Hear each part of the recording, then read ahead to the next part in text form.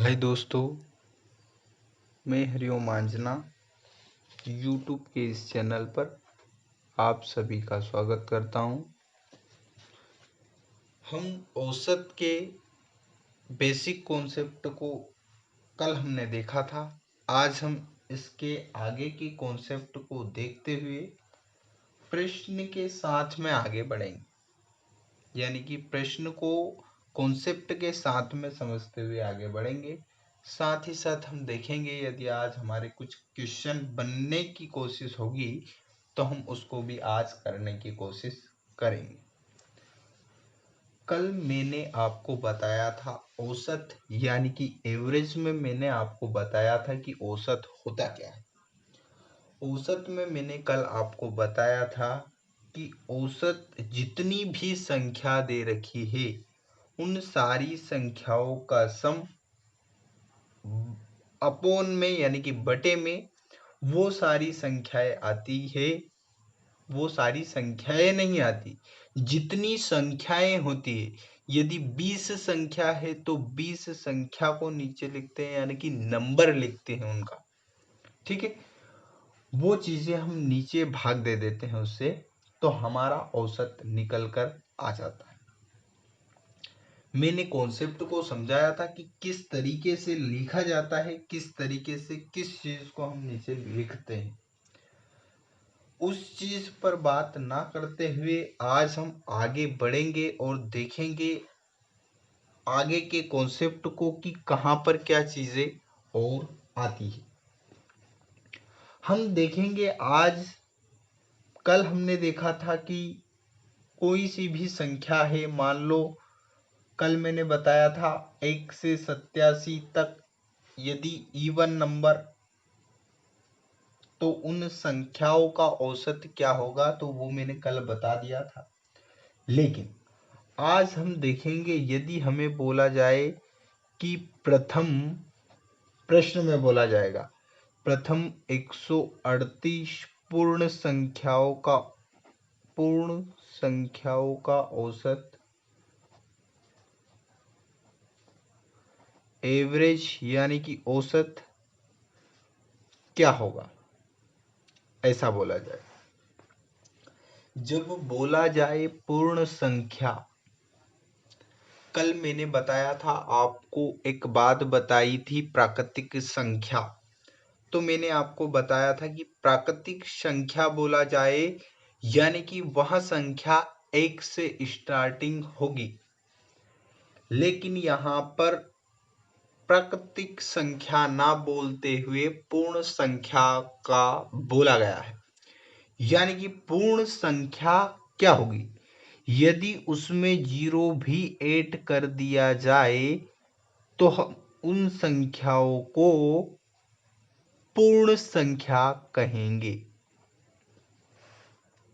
यदि पहली संख्या 0 है, दूसरी संख्या 1 है, तीसरी संख्या 2 है, यानी कि 138वीं संख्या 137 रहेगी। इतनी बात यदि आपको समझ में आ गया है तो अब आप इस संख्याओं का औसत निकाल सकते हैं। जब अंतर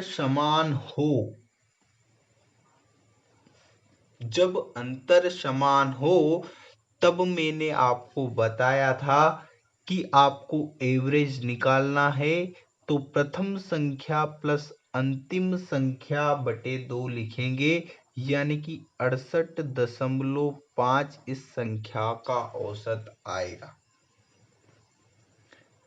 बात की गई है एवरेज की, ठीक है।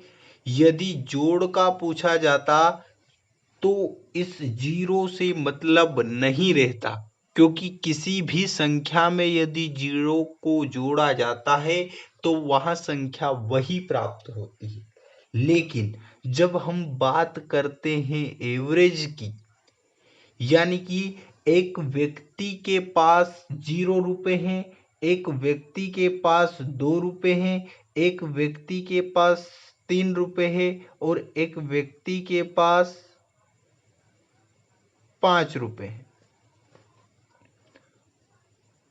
अब 4 व्यक्ति में यदि व्यक्ति कितने हैं, 1 2 3 4 व्यक्ति है और इन पैसों को 4 व्यक्ति में बांटना है और उसका एवरेज बताना है। यानी कि ये बटे हुए तो पैसे हैं, लेकिन इसका एवरेज कैसे फाइंड करेंगे, तो हम देखते हैं कि इन सारी संख्याओं का जोड़ते हैं। तो जोड़ में तो ये इस संख्या का मतलब नहीं रहता है जीरो का, यानी कि 5 और ये हो जाता है 10। लेकिन जब हम भाग देते हैं तो हम ये 3 संख्या तो काउंट करते हैं, साथ में जीरो भी इसमें काउंट होगी, यानी कि 4 व्यक्ति है, भले ही उसके पास जीरो हो, लेकिन जब हम एवरेज निकालते हैं तो उसमें चौथा व्यक्ति भी काउंट होता है। तो इसलिए यहाँ पर जो एवरेज है उसमें हमें जीरो देखना पड़ता है। मैं समझाना सिर्फ आपको यही चाह रहा था कि एवरेज में भी जीरो का महत्व है।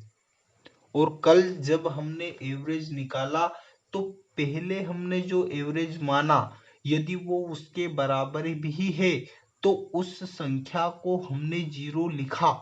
क्यों लिखा? क्योंकि जब हम व्यक्तियों को काउंट करेंगे ना तो उससे भाग देंगे तो हमें वो चीज काम आएगी। अब ये तो प्रथम 138 का आंसर आ गया है, लेकिन यदि प्रश्न में पूछा जाए कि 87 से लेकर 187 तक सभी संख्याओं का औसत क्या होगा?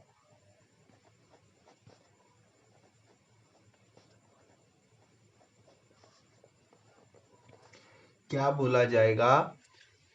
यहाँ प्रथम 138 पूर्ण संख्याओं का बोला गया है, लेकिन यहाँ पर बोला गया है 87 से लेकर 187 तक सभी संख्याओं का औसत, यानी कि 87 87 आएगा, उसके बाद 88, उसके बाद 89, फिर डेश डेश डेश डेश 187 तक बात होती है। जब हम इन सभी संख्याओं का बोला है तो 87 के बाद 88 ही आएगा, 88 के बाद 89 ही आएगा।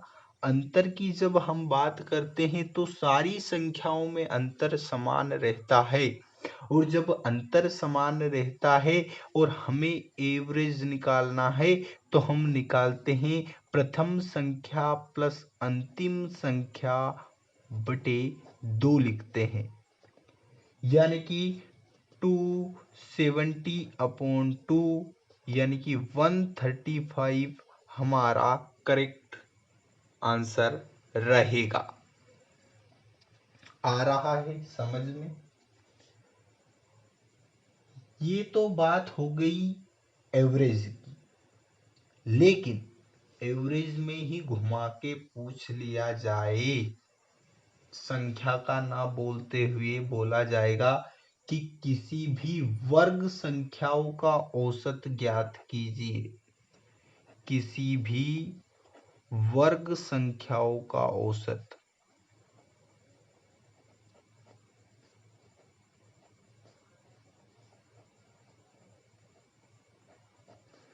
ये चीजें हैं जो हमें क्या करना है, बताना है। वर्ग संख्याओं का औसत यानी क्या रहेगा? तो पहले तो हम इसके कॉन्सेप्ट को देखते हैं कि क्या सूत्र रहेगा, लगेगा कैसे। प्रश्न में इसको लगा कर देखेंगे, प्रश्न जब हम देखेंगे लगा कर देखेंगे। फिलहाल हम इस फॉर्मूले को देखेंगे।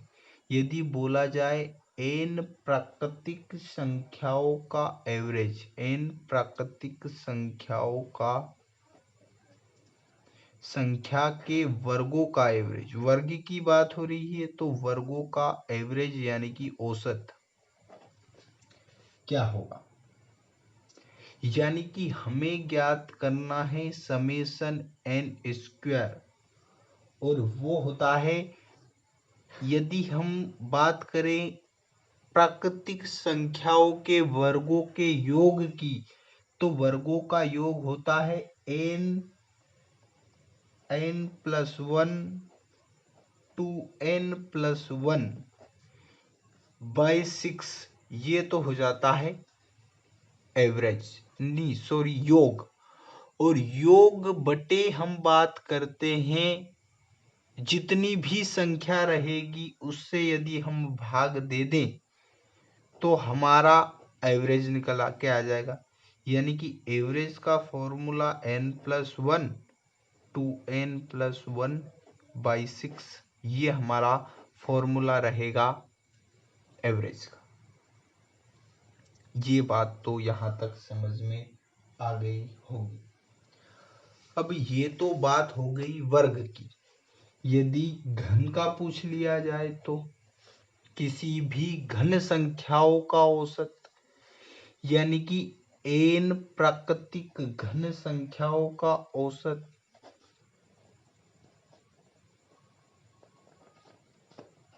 ये बोल दिया जाए तो जो हमारा आंसर रहेगा, तो हम इसमें घन संख्याओं का योग की यदि बात करें तो ये होता है n+1 का होल स्क्वायर बाई 2। इस पूरे का होल स्क्वायर बाई 2 होता है।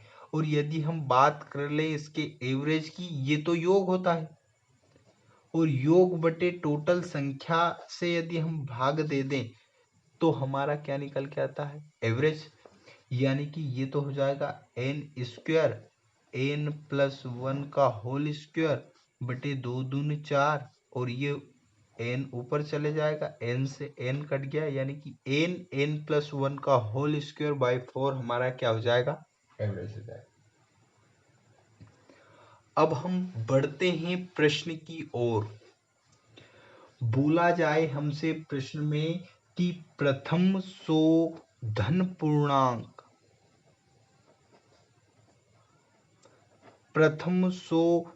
पूर्णांक का एवरेज क्या होगा। केवल पूर्णांक नहीं बोला गया है, बोला गया है धन पूर्णांक।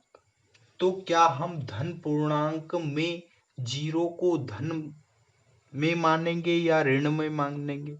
यानी कि 0 जो है वो पॉजिटिव नंबर है या नेगेटिव नंबर है। यदि हम बात करें 0 की तो ना तो ये पॉजिटिव है ना ही नेगेटिव है, ये दोनों नहीं। इसको बोला जाता है इंटीजर। 0 को इंटीजर कहते हैं सिर्फ, ठीक है। यदि हम बात करें प्रथम 100 धन पूर्णांक की, यानी कि पहली पूर्ण धन पूर्ण की बात है, पूर्णांक की बात नहीं। यदि पूर्णांक का बोला जाता तो 0 से 99 तक जाते, क्योंकि 100 पूर्णांक का बोलता। लेकिन इसमें बोला गया प्रथम 100 धन पूर्णांक, यानी कि पहली धन पूर्णांक संख्या 1 है, दूसरी 2 है, तो 100 भी कौन सी रहेगी 100 ही रहेगी। और यदि अंतर समान रहेगा तो हम एवरेज निकालेंगे प्रथम प्लस अंतिम बाई 2, यानी कि 50.5। लेकिन यदि प्रश्न में बोला जाए कि 100